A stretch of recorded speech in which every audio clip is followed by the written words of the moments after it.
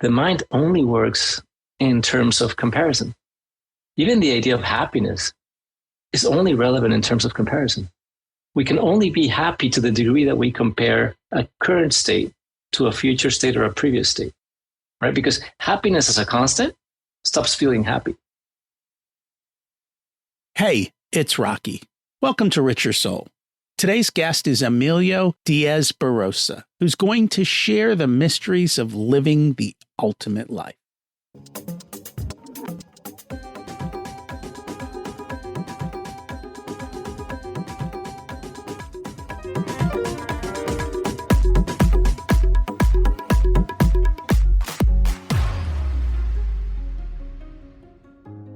Imagine it's 12 months from now, and you've achieved your major life goals.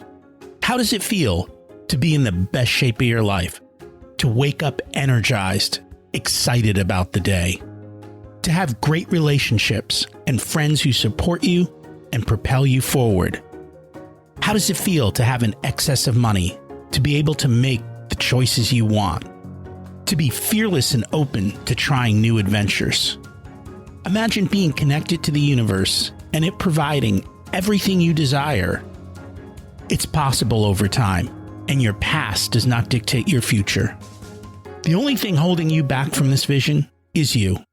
It's time to take control of our thoughts and use them to our advantage. Welcome to Richer Soul, where we achieve our dreams and create harmony to health, wealth, relationships, time, and spirituality.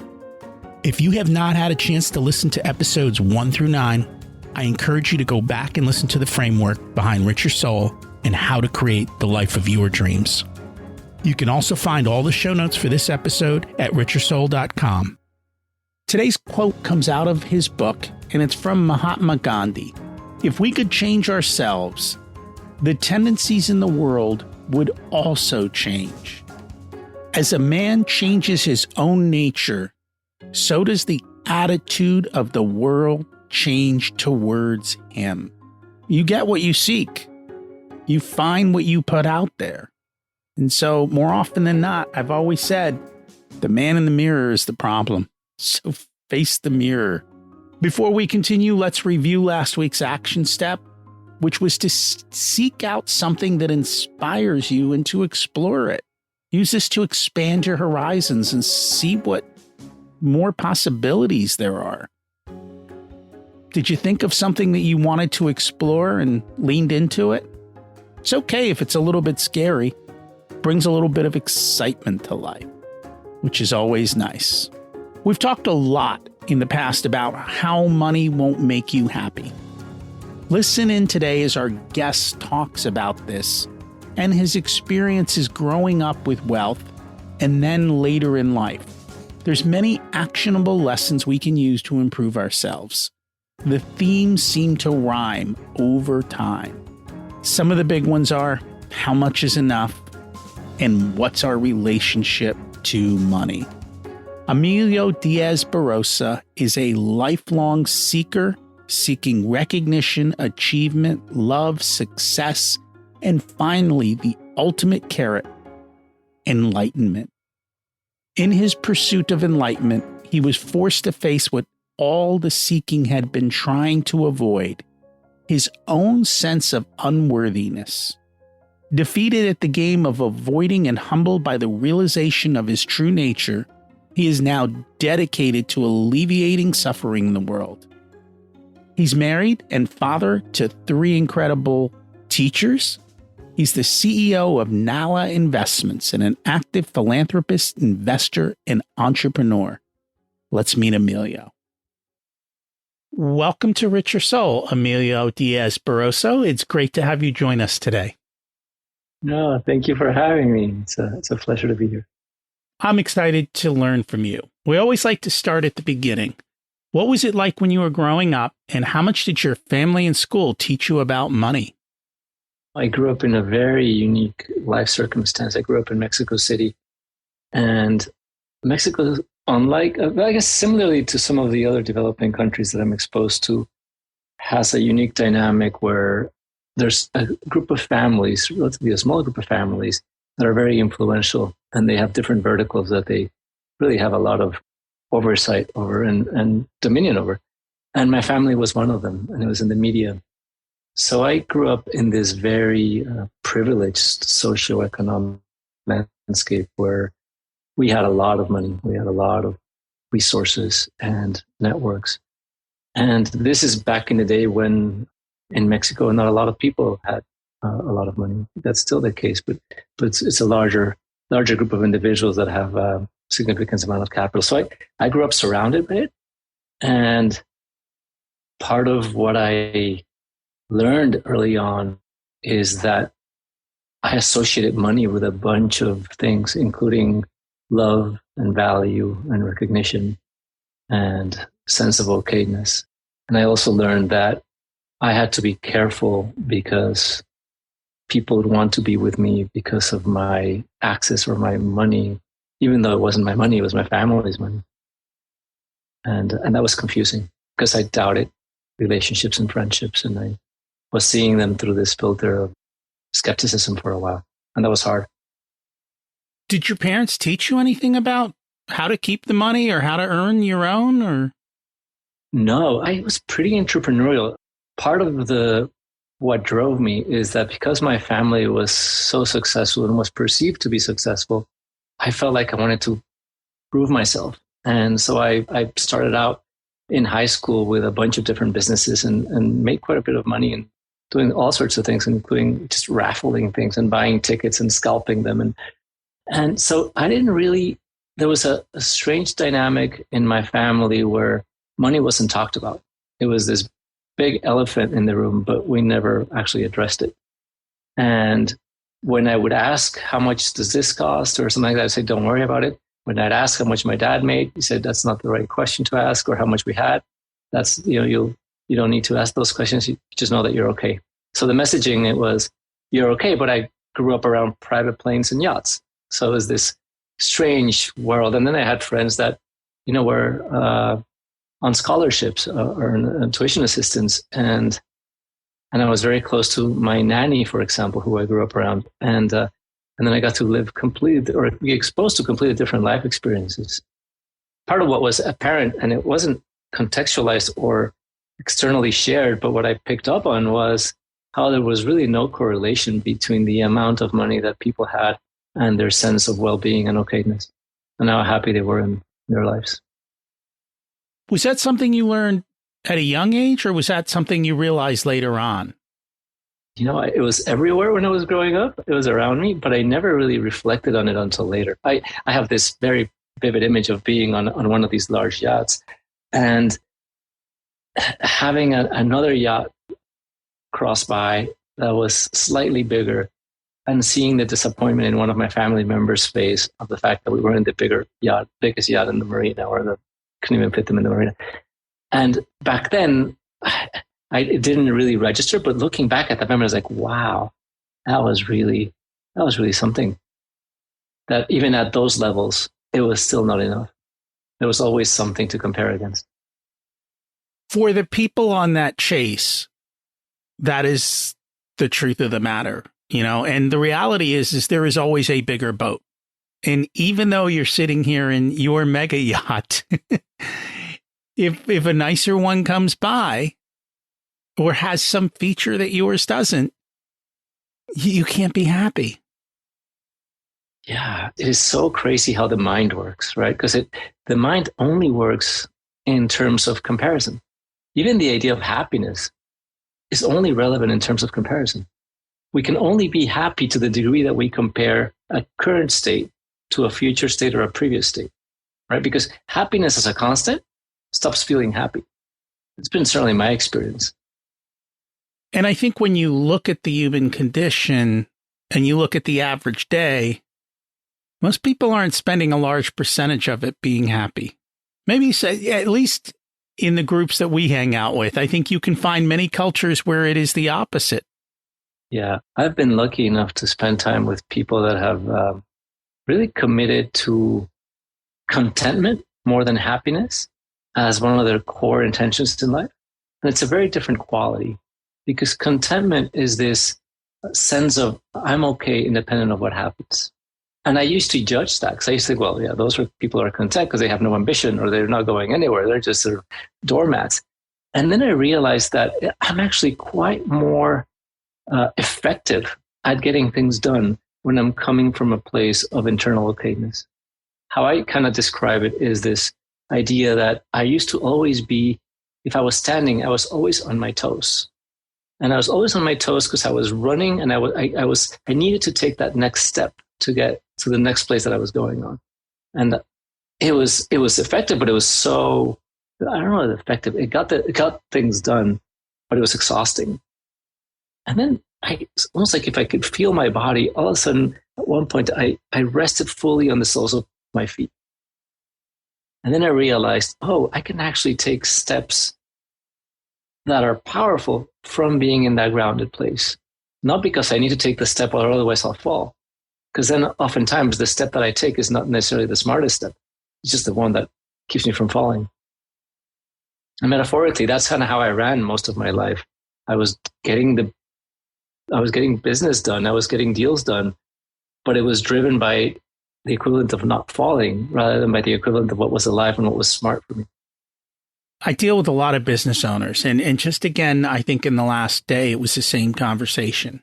Lots of business owners making 7 figures in income and nothing to show for it. They don't have any money themselves. Their employees get paid, the business gets paid, but they don't get to reap the rewards because they're constantly on that conveyor belt. They're constantly trying to solve problems, and they're doing it kind of probably in the same space that you're talking about.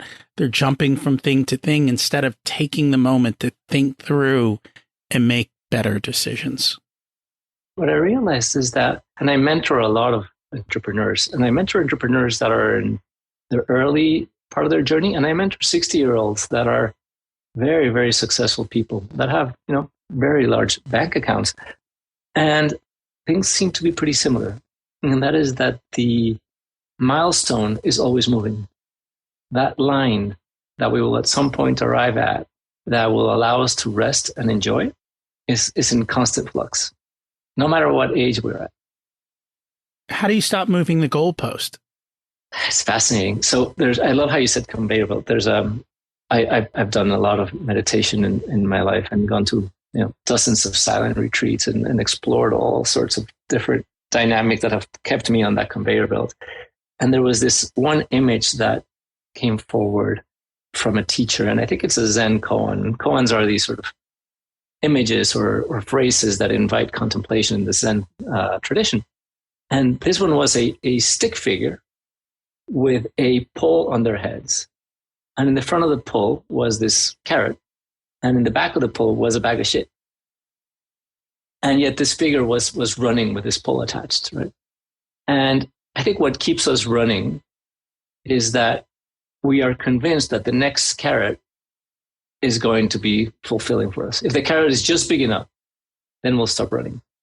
And we are convinced that if we outrun that bag of shit, whatever that bag of shit is, then we'll be safe. Despite the evidence that we've cut multiple carrots probably, and it hasn't been enough, and we've been hit by the bag of shit many times, and it hasn't been the end of us. But what was so helpful for me, and my bag of shit in business included feeling other people's disappointment, feeling like other people were getting ahead of me. Remember, I grew up in this environment where I thought I had a leg up. So to see my peers all of a sudden start catching up or passing me, that was incredibly harmful to my ego. So that was one of my bag of shits. But I had bag of shits everywhere. I thought I was the specialist person in the room always, but that was just because I was so concerned about my insecurity that I did whatever I could to always appear confident and better. And that's how I drove my whole life, being sort of having people see my success and that I went to Harvard and I did this deal and what broke the pattern finally was the willingness to stop and let the bags of shit hit me. And what that looked like was in the bag of shit of feeling not as good as my peers, for example, or not as successful. It was actually letting that experience drop into my body and feeling it, because I could feel the energy in my stomach. I could feel this contraction when somebody would be doing better. I could feel the jealousy of sort of reading about someone having just closed this amazing deal. And I could feel how energetically something in my stomach would contract. And it's like, and I would always try to manage that contraction by resisting and saying, oh, don't worry. I would even say, oh, I'm happy for them. When in reality, I wasn't happy for them. Or I would just run faster because it's like, well, let me just beat him in the next deal that I make. And it wasn't until I had the willingness to metaphorically let that bag of shit, which was this energy in my body, be experienced fully, that I got free from it. Like I stopped having to run away. And it sounds very glorified the way I shared and very graceful. And like it was this very intentional thing that I did. But it was more like a smack in your face against the wall kind of moment where I was so exhausted and so defeated at running that the bag of shit just hit me. I was like, okay, I'm done. Let me just, out of that exhaustion, let me just experience what I've been running away from all this time. This unworthiness, this feeling of not being as good as I would want to be. It was powerful. It sounds very powerful. You talk about the discontents of privilege. Is that what all of these are? Are there others? You know, I think there's discontents of everything. I think privilege allowed me to stop making excuses. Being successful, because I haven't inherited any of that capital that I grew up around, and which kind of gave me an identity around others of like, oh, this guy has a very wealthy lifestyle. He's going to be a trust fund baby. And on the outside, I look like that. But in reality is that I never had access to that capital. So I had to make my own money. And having made my own money quickly, because I was running quickly and being perceived as incredibly successful among, any community that I find myself around, helped me realize that was still not enough. And that's when I started looking back and saying, well, wow, it's never been enough, no matter how much money anyone's ever had. So that discontent, I think we all get it one way or another. I found having all of that really ripped out, like it pulled the rug under me quicker. But I feel like we've all had versions of that in other areas, certainly in relationships, right? We feel like this relationship or this new thing is going to do it for us, and it's going to be the one that fills us. And it's I think the quicker we get to that discontent, and discontent's a hard word to swallow. I used to hate it. But the quicker we get to that place where we realize, oh, this isn't going to do it for us, the quicker we have to take responsibility for our life. The quicker we have to take responsibility for the fact that nothing out there is going to do it. And it sounds like it's constantly back to the same thing with the goalposts. How much is enough? When is enough? When do you stop striving and start enjoying and have the bliss? So was there a moment where something happened where all of a sudden you said, I want to change the way I'm doing this? Or was it a slow process for you to kind of come to this? It was a lot of little things. There's one particular thing that I describe in the book that speaks of how I can look back and visualize how I used to manage my identity. And it almost feels, if you can imagine a balloon and me sort of having a pump of air, blowing air into this balloon, and having also a pinprick hole in this balloon. So this balloon is constantly deflating at a certain rate, but I'm constantly inflating it. And I'm inflating it with accumulation of money, possessions, recognition, feeling good about myself. All these things were constantly blowing air into this balloon and keeping it inflated. And my sense of feeling good about myself had a direct correlation with how big my balloon was compared to the other balloons around me. So then this balloon was I was always fighting to keep a big balloon inflated. And at some point, and it was in one of these silent retreats, it must have been like day 8 of a 10-day silent meditation retreat, when all of your monsters come out in these retreats. Like there's no escaping. And at some point, this pinprick hole, it's almost like it became a gash. And the container that for most of my life had become this thing that I was inflating, all of a sudden lost its solidity. And my sense of self and identity and all these ways in which I define myself, it's almost like in a moment they just got snuffed out. And the fuel that I had relied on for so long, which was this pump of air, all of a sudden had nowhere for it to pump air into. And it was devastating for that part of me.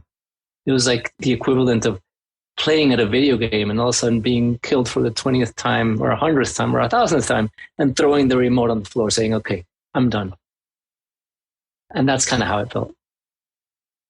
And what's crazy about it is that I was so scared of that moment because I said, if that happens, if I really recognize that my identity is not tied to what I do or what I produce, then I won't have any motivation to do anything. I had related my attachment to my identity of doing and how good it felt to have my ego inflated because I was accomplishing. I had associated that with my drive to create things in the world. So I thought, if I let go of the identity, which I know is the part that helps me suffer or makes me suffer, then I won't really show up in the world. I'll be, again, this doormat. But I realized that so much energy got freed up to allow me to now be doing what I love to do when I'm not managing that identity. So it's the opposite effect of what I thought it would create. I'm actually way more productive. And I tend to attract opportunities and business partners that are at a much higher level because they can sense that I am operating from a different place.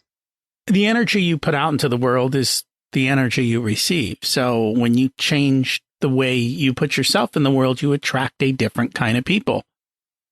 And if you're putting yourself out in a better way, you're going to attract better people. It's just the way it is. It's how the universe works. It really is. It's incredible. And it happens with, sometimes that mirror happens quicker than others. My experience when it happens quickest is with children. I have 3 children. And the moment that my energy is off, 3 teenagers, they reflected back immediately. The rest of the people, I'm better at navigating around, and I will attract business opportunities that maybe when I'm off are not apparently off at the beginning, but eventually I realize they're off. But with children, it's immediate. Are you doing anything to teach your kids about this? Yeah, what's been different? I run a couple of family offices. They're my family office and my family's family office. And I'm part of a lot of different groups when we talk about this multi-generational planning and multi-generational conversations around how do you teach your kids? How do you keep them from being spoiled? And what's fascinating is I don't think there's a formula, because I think having seen, hundreds of sort of multi-generational families and having conversations that are very real and vulnerable with them about sort of how they grew up or how their children are being raised, and even seeing it within my family, I don't think there's a safe way to do it. But I certainly think there are certain elements which I am putting into practice with my own children, which are transparency and open communication. It's all age appropriate, but I've begun to question this whole premise of age appropriate, because I used to think age appropriate it's like, who made that up? And so I've now started sharing with my kids much more, and I'm bringing them into conversations. I do a lot of venture capital, sharing them about the deals that I'm getting involved. I ask them, do you have any questions about money? And sometimes it's hard when they say, well, how much do you make? And I notice my inner resistance from my conditioning. It's like, well, you're not supposed to ask that. But then I get over it, and I try to share in the best way I can. And I think what I do share with them also is that my experience with money is that it really is just an energetic asset, right? And if I am in hoarding mode, I am by definition creating some sort of layer that is trying to protect capital, but that layer in itself keeps capital from coming in. The more I am in an experience of recognizing that I'm just a steward of this capital and that it's flowing through me and that I can use it in the most efficient way, in a way that resonates with how I want to live my life, then it feels like it just keeps cycling and coming. And the experience of abundance is one that is felt not because of what possessions I have, but my relationship to money at any given time. My oldest, when she was really young, she was like 4. She asked, "Dad, what does being poor mean?" And I noticed my instinct to sort of share my very trite definition of what being poor meant, and like this very textbook. But then I tried to get really honest with her, and I said, being poor is wanting what you don't have.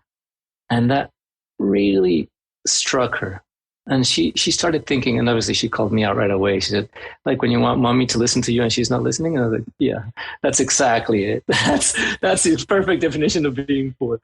And I think we've all had experiences of meeting people that are economically very limited, and we can just sense how okay they feel.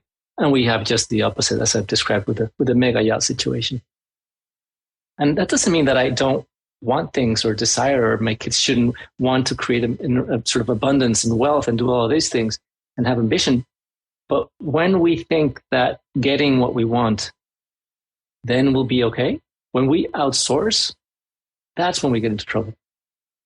Because then we're running for survival as opposed to running for joy or creativity or whatever it is that's keeping us going. It's a tough line to walk. I know we've had to do it, and I think we've done well, but you never know until the game is over, right?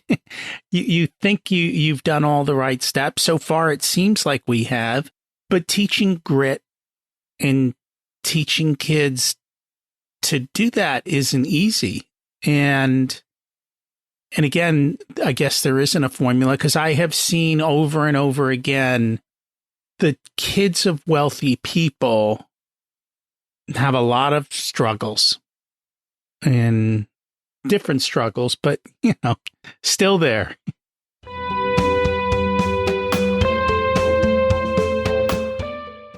Today's episode is sponsored by Profit Answer Man Podcast. Did you know that most small business owners hate looking at their financials? It's one reason they may struggle with business success. The Profit Answer Man podcast helps them ensure they are profitable and can pay their employees and weather the storms we all have to face. It's built on the Profit First methodology of pay yourself first. The Profit Answer Man podcast is a must listen to for every small business owner and anyone who wants to help them survive and thrive. Check it out on your favorite listening platform.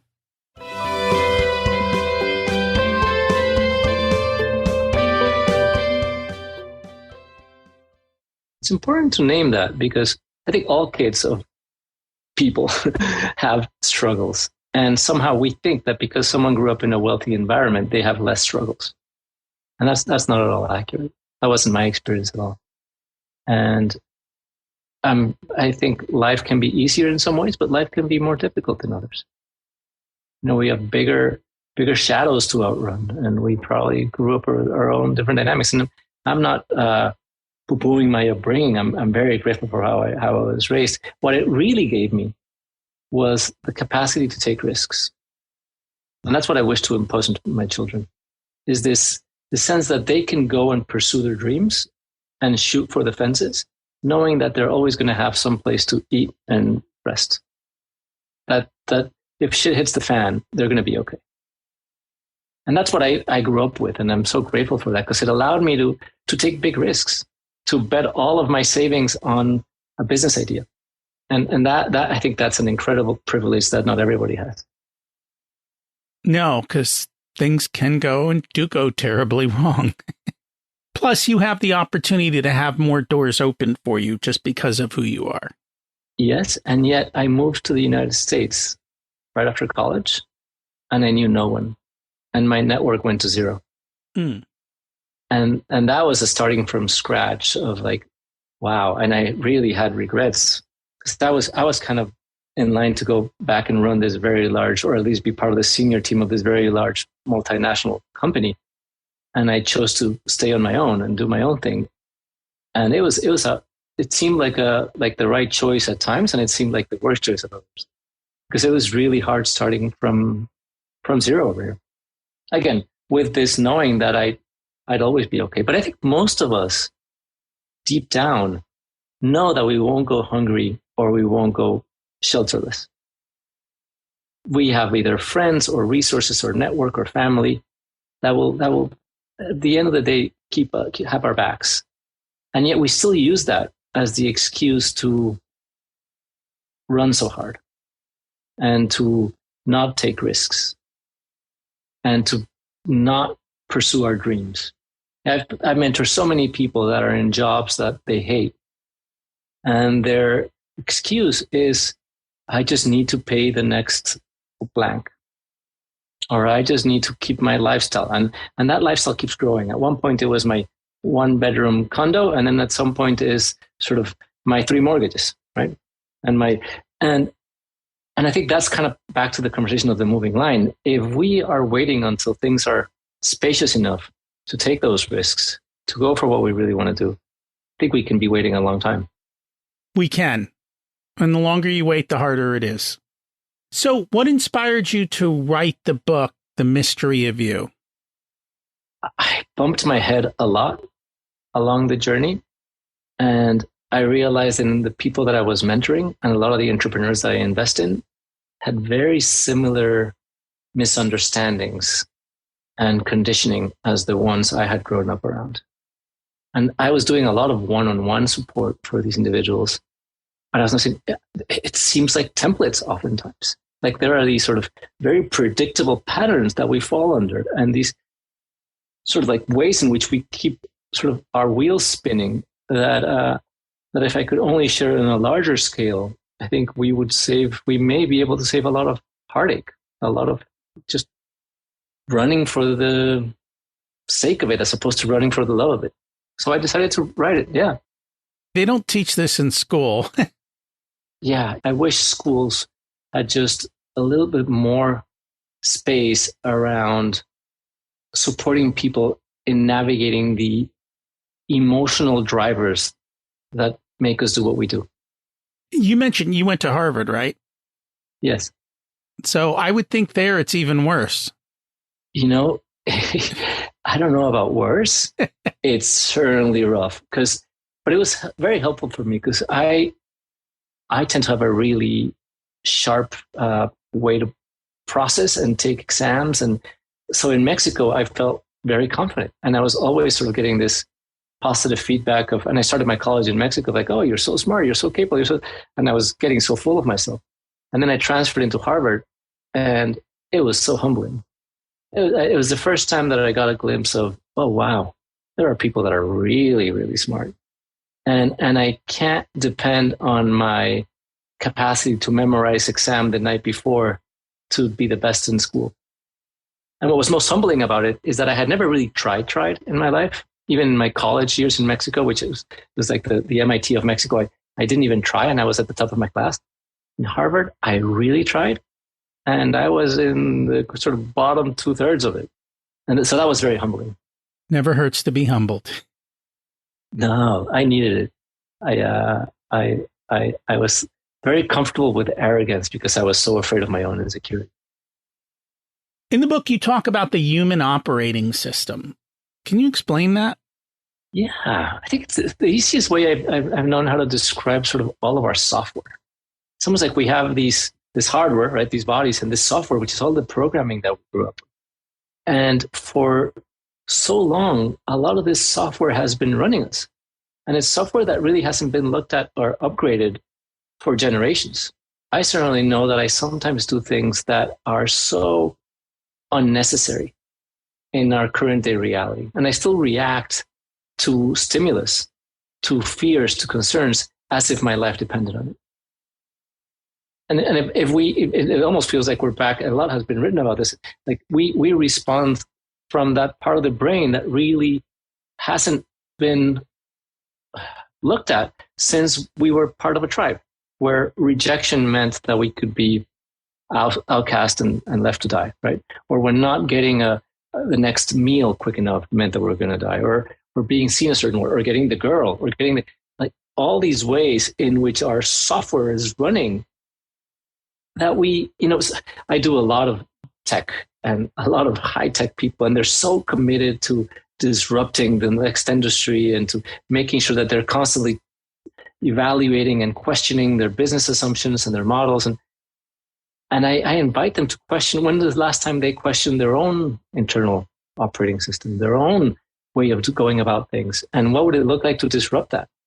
And it's almost like we've become comfortable at dealing with the inefficiencies of our programming.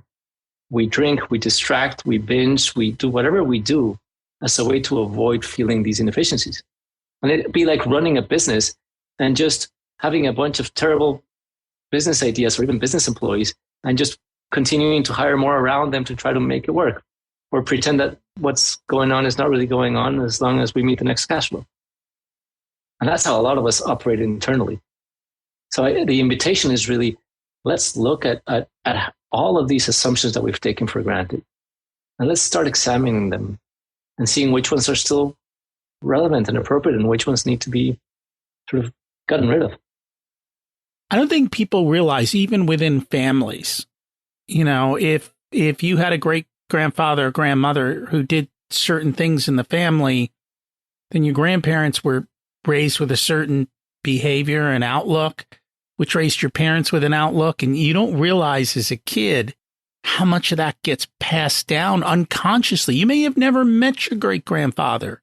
Yeah. But yet that programming, that outlook on life, the limitations, they continue to flow from generation to generation unless you challenge them and you question them and you rewrite that programming and say, is that true?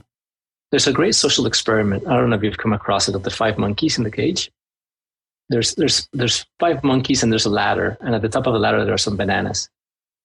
And when a monkey goes and grabs a banana, the other 4 monkeys get sprayed with water. And soon enough, the monkeys start smacking the heck out of the monkey that goes up and grabs a banana.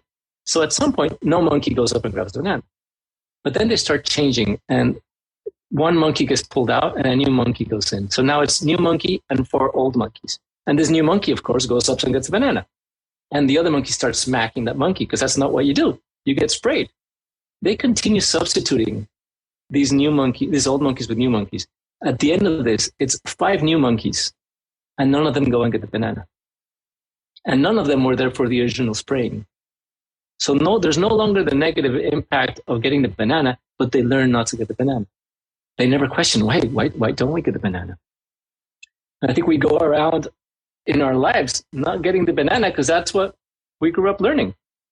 And that is a shame. Which kind of comes to the next question. You say that people are trained to suffer. Why is that? I think we are addicted to resistance. At the core of suffering is resistance. There's a great teacher and author that says that suffering is resistance to what is. And it's so simple, right? But I do notice that I suffer when I'm resisting life, when I'm saying no to whatever is happening. And I think we learned that we needed resistance in order to change things. And by resistance, I don't mean discernment and saying, hey, this doesn't work for me, I'm going to change it. By resistance, I mean this inner narrative that is telling us what is happening shouldn't be happening, and what happened shouldn't have happened. Because that keeps us in this state of expending unnecessary energy and hurting. Because then we're in the realm of blame, victim, shame, regret.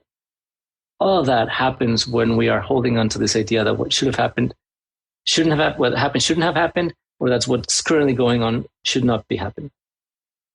And the difference is that I can actually go and change things much better when I'm not burdened by all this judgment and heaviness. I recognize, okay, this is my reality.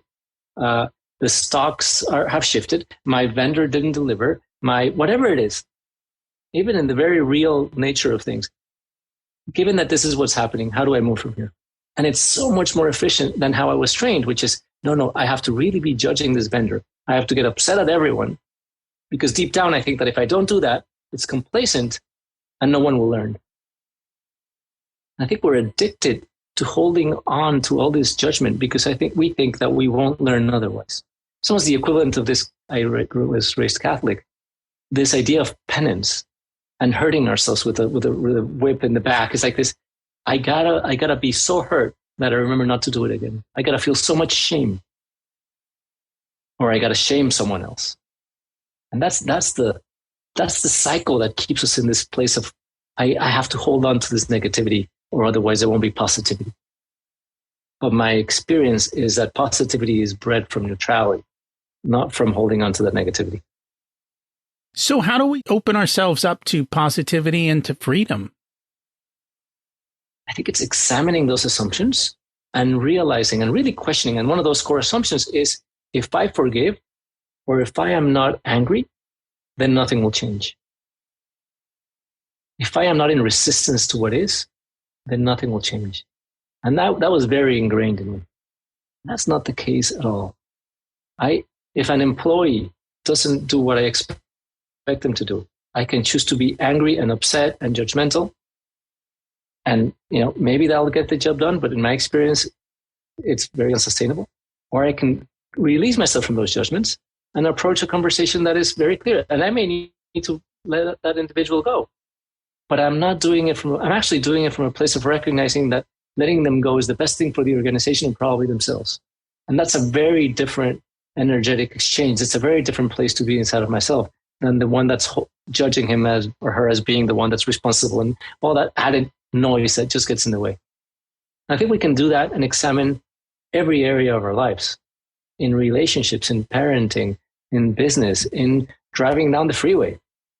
It's the traditional road rage. And when we're in the car in road rage, we're suffering. And we think that if we scream at the person that just cut us off, then we're vindicated. And somehow, if we remain upset at that guy who's swerving, then we'll be safer. We're just having a bad time. They may be totally unaware that we're judging them. And I think in the book, you talk about this. You have the question, who would I be without this thought? Yeah, that's a process from a dear friend. And it's really just, how do I react when I'm believing this thought, whatever this thought is? And that was so transformational for me. My boy used to really trigger me. He was so defiant when he was like 8 years old. And I would say something, I'd be like, no, make me. You can't. Ooh, it was perfect because I was at the top of my spiritual conscious identity of I'm so peaceful, I'm so zen, and nothing can bother me. And all of a sudden this 8-year-old would just sort of, with one nudge, just throw me off center. And he, it was really difficult for me. And what was most difficult is because I grew up with an authoritarian dad, it was like I was saying, you don't know how easy you got it. I'm letting you get away with things that I would have never been able to get away with. And yet I was so enraged whenever he would be defiant. So I questioned the thought that was coming up for me is like, he doesn't listen to me. And then that's where I said, who would I be? Who am I when I believe that thought? And when I believe that thought, I am this dad that is sort of judging my kid for not listening. I'm seeing images of him as a teenager and an older boy who's just not listening to anyone and defiant and suffering in the world and causing suffering. And I was like, who would I be in the same moment when he may, in that moment, be doing whatever he's doing without holding on to the thought, he doesn't listen to me? Was that I realized how I wasn't listening to him. How I was so invested in my agenda of being the one listened to. I was like, oh, shoot, I haven't been doing any listening or noticing what's going on in his world. Because part of what happens after that question is you start looking at the opposite of it and saying, okay, what is it here that is operating for me? What is causing me so much triggering and so much anger around this? And deep down, it was that I was kind of telling him, no, I didn't get to have a voice, so you don't get to have a voice. And it was this very humbling recognition of saying, wow, I've been trying to squash his voice, because I was very authoritative with him in those moments. I was almost like physically holding him and saying, you got to listen, I realized, I hadn't yet succeeded in squashing his voice like mine had been at his age. And I felt so grateful that I had a second chance without that thought to now approach him and say, you know what? I still think that it's not that, but internally I said, it's really important for me that he keeps a voice, that he's able to speak his truth. It's just really important to me that he does it in a way that's respectful. So the focus stopped being about him not listening to me, and it started being about how do I help him channel that defiance in a way that's respectful, but not dishonoring of what his truth is at any given moment. I kid you not, the moment that I did that exercise and I had that change, he stopped being defiant. It's been 6 years. He hasn't been defiant since. Not one time. It's almost like he was just waiting for me to get it. It's like, okay, you're done with that lesson. Let's move on. He's got other lessons, but that was his current lesson of the moment. kids can teach us many lessons. You talk about spiritual healing in the book. Can you explain that? Yeah. And spiritual is a loaded word. I think we all have different definitions, kind of like God or love, and we have all these ways, things that we associate with those big words. So I'd rather not necessarily use them. And if any of the listeners don't resonate with it, just substitute it for whatever feels right. It can be flow, it can be life or aliveness, or what it is at the core is that we have this layer between ourselves and life and the environment. And in this layer, it's almost like this intermediary layer, is where all of our opinions about what's happening live. In this layer is like, we like this, I don't like this, I want more of this, I want less of this, I like him, I don't like her. And if we can all remember a moment of flow, it's likely a moment when that layer was pretty thin. Whether it's we are witnessing a beautiful sunset or the birth of a baby, or even just playing a sport that we love, or an instrument, or singing, or anything, or even on a hike, those moments, it almost feels like the distance and the separation between ourselves and our environment becomes very, very narrow or non-existent. We could say we are one with the moment in those moments of flow. And then it's not until later that that layer gets reintroduced, and we're like, oh, that was a beautiful moment. Oh, I was really enjoying that. That was a moment of flow. Or that was that the layer's back in business. And for me, the deepest spiritual healing is a recognition that we don't need that layer as a defining layer. We can use it as a layer that helps us discern. But the more that we are able to be in one with whatever moment we're in, which essentially just means the more in presence we can be, the more spiritually aligned we are. There's a lot of wisdom that comes. I equate it to hiking. When I go on a hike, I don't need to be making a decision about whether I'm going to turn right or left or where my foot is going to be at any given moment. I'm really in that space. And if I was thinking, oh, if I go right, this is going to happen, and I was overanalyzing every step, it would be a miserable hike. And yet that's how most of us live our lives, overanalyzing every step, every direction. If we're able to be in those moments of stillness and move from that place that I was talking about of rootedness, as opposed to on our toes, then there's a wisdom that comes online that knows which direction to go and knows when we're off course and can course correct. It's a very dynamic thing to do. And spiritual healing can go very deep, where it's like we're questioning the essence of who we take ourselves to be as a separate individual in this world. But it's also a very practical thing of just in this moment, wherever we are, what's it like? And I like using our body as the access point, right? Because our mind tends to be in time, but our body operates in the now. Like in this moment, what do you feel like? What does your butt feels like wherever you are sitting or standing? Is your back resting somewhere? Can you feel the breeze? Because that brings you into this, that thins the layer that divides us between us and life. That to me, that's a spiritual life. And it's an area that we all have to focus on. And as you started off with, you have to figure out what it is for you. You can't follow somebody else's rules, or it has to be something that is in congruence with what you believe, and that you also explore and understand. I think that was one of the first things I talked about with religion is too often people they don't even know what they believe. They say they are something, but when you actually look at the belief system, it doesn't even match up with what they say they believe, which is, I think, an issue in and of itself. Yeah, and it's so innocent, right? Because we're trained to believe, we're trained to not question, and I found that the spiritual journey is a journey of questioning. It's very much a scientific process. It's like, okay, what are my assumptions? Let me test them out. Let me get curious. And to me, the greatest spiritual discoveries, similarly to the greatest scientific discoveries, are to that place where, when you start, I don't know if this happens to you, but when I start contemplating the universe and sort of how big it is, and I'm looking at the stars, there's a point where my mind's very data oriented and very numbers, and it starts making calculations. It starts, okay, it can be this big. And there's a point where it's almost like it just doesn't have any ground to keep on walking on. It's almost like it goes to the edge of its capacity and then it stands at that abyss. Most of us are used to turning around when we get to that abyss. The spiritual invitation for me is to stay at that abyss, to stay at that edge of where the mind can take us and say, okay, there's some other wisdom that comes online from there that is not mental. What is that? Because in that space, in that stillness, because it gets really quiet, right? When the mind runs out of answers, it gets really quiet. It's like, what comes up from there? Make space for that. That would be my biggest invitation for anyone getting curious, whether it's because they want to meditate or want to get more peaceful, whatever it is. Just use the mind to get to that place where it can get really quiet and then see what comes forward from your own inner wisdom. And I think dogmas get in the way of that. They do. And again, you have to create the space and the quiet.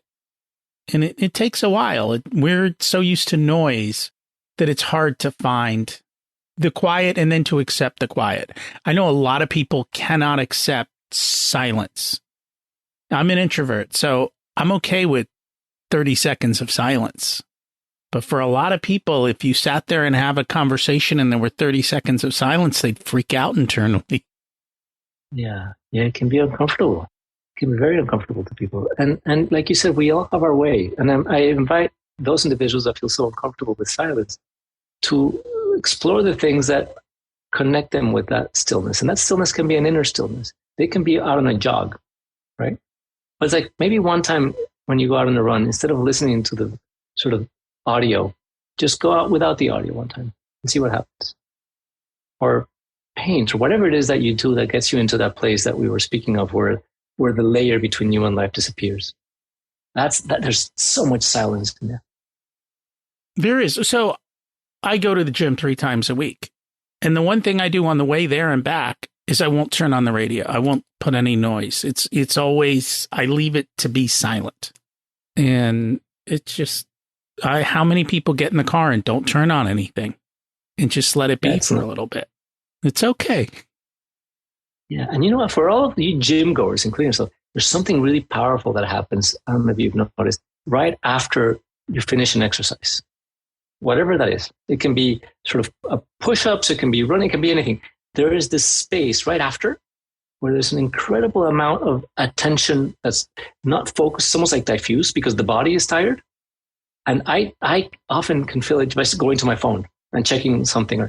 But if you can just wait those 10 seconds after you've worked out, just notice the aliveness of everything and how quiet things are in that moment. Not out externally quiet, just an inner stillness. That's a great gift. I love it. Very true. One of the things that you talked about in the book, and I just want to kind of mention it, and it came from a quote from someone else, 10% of our happiness is attributed to circumstances, which means 90% has nothing to do with what is actually going on around us. And I've heard that quote throughout my life. It's, life is 10% what happens to you and 90% how you choose to react. It's not the stimulus that's usually the case. It's the rest of it. Yeah. I had some great teachers that would say, it's not the issue, it's how you relate to the issue. And that's so true. Because we all know that, the same thing can happen to one person or another, or to us in one particular moment or another. And we relate completely differently to it. And the challenge is that no matter how much we hear this, we are still convinced that if X, Y, and Z changed, we'd be happy. We can hear it, and yet we're still convinced. I will be happy when, right? Fill in the blank. And you know what starts happening for some of the people that are later in their age stage? I don't know if this is your experience in sort of when, particularly people that have had certain levels of success, they start changing to other things to move towards, other more or accumulation directions, balance with the family, good quality time. And then that becomes the next carrot. Oh, I'll be happy when I have more balance. I'll be happy when I'm able to do this. I'll be happy when I have more time to meditate. I'll be happy when I'm more spiritual. I'll be happy.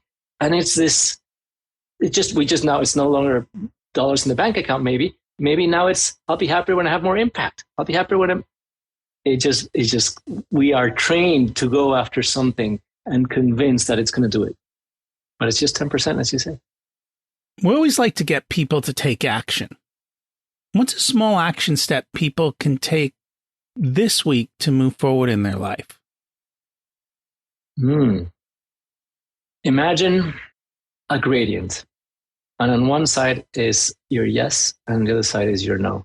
And in the middle is your gray zone. Notice how many things in your life are operating on that gray zone.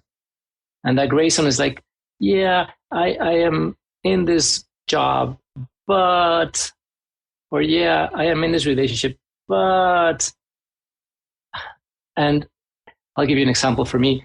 I clearly in the no, I won't lie, or I won't steal. I don't need to make a decision whether I'm going to steal or not. It's a no. There are other things that are clearly in a yes.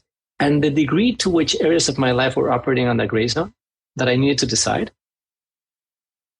that was the degree to which I was unhappy. I was in a business partnership and I was judging my partner. And I was like, should I be here? Should I not be here? I was in the gray zone. And then at one point I said, you know what? I'm going to make a decision. I'm either going to be yes or no on this. I'm going to close the gap. And wherever I land, that's where I'm going to be. And it's so much more comfortable. Even when I'm able to say, okay, this is how my partner is. If he doesn't change, am I a yes or a no? And when I landed on the yes in this particular case, without the, my relationship with him changed dramatically. Because now I was fully in, I was not looking for the cracks. I learned that from Derek Sivers. It's hell yes or no. Beautiful. Right? It's either you're in or you're out. Don't waffle in the middle. Yeah. And the thing is that the hell yes for me, it was so hard to process because I'm like, well, it's not a hell yes because I don't like my partner and but it's not a hell no either. So I'm just going to linger in this in between because it's convenient. It's convenient. And that's what kept me there. Yeah.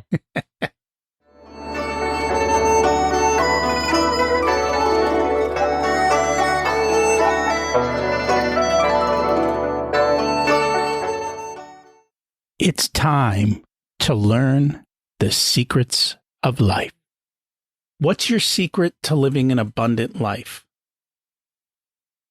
Noticing all the ways in which everything I want is already here. And that the experience that I'm going to get, once I get whatever I think is going to give me that abundance, is accessible right in this moment. It's almost like you don't need anything else. It's here. Yeah. When I'm on this fill in the blank, I'm going to be feeling like this.